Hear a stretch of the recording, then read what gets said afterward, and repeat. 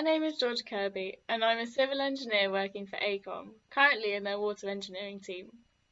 Today I'd like to talk to you about the importance that communication has in my job and in engineering in general. I think to be a good engineer, you need to have good communication and teamwork skills to help share your ideas to your team. This can be verbally or non-verbally, like through pictures and sketches. All engineers have to work in big collaborative teams, and you have to be able to communicate your ideas. By learning to share your ideas and work with others, it leads to much better solutions and more creative problem solving. If you're unable to communicate your idea, it's unlikely to be used, no matter how amazing or innovative it may be. By working together and communicating regularly, our team is able to use the best ideas from around the table and put them forward to our clients. This is what helps our company win work and build a reputation for our innovative solutions to the world's most complex problems. I want to talk to you about communication skills.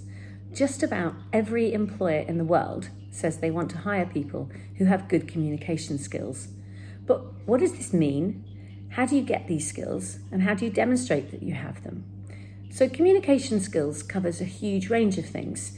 It's easy to think that it's mostly about something really scary sounding, like being able to give a big presentation in front of a whole room full of strangers. Of course, that is part of communication skills, and if you can do that, that's great. But if you don't feel you can do that yet, you're not quite comfortable doing that yet, you're not sure you'll ever be comfortable doing that, perhaps, you can still have very strong communication skills. It also means being able to work with a small group of people, being able to agree on common plans, getting everybody happy about the way forward. It means listening to people. That's a really important part of communicating. It means involving everybody. Perhaps you're really good at getting everybody's opinion heard, and that can be a really valuable thing. If you want to look attractive to employers, develop communication skills. And how do you develop communication skills? Get involved in extracurricular activities.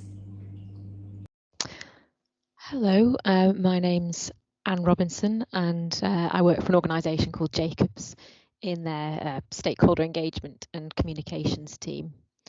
I'm going to talk to you about a really important skill in my job, but also it's an important skill in all jobs and all walks of life, really, which is communication skills.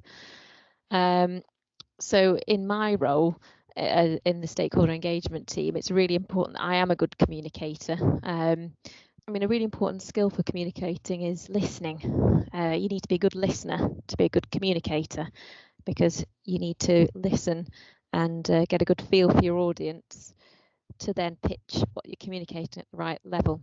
So practicing listening as well when you're talking to people, and ensuring that you're reflecting back what the other person said, for example, ensuring you've understood their point of view is important too.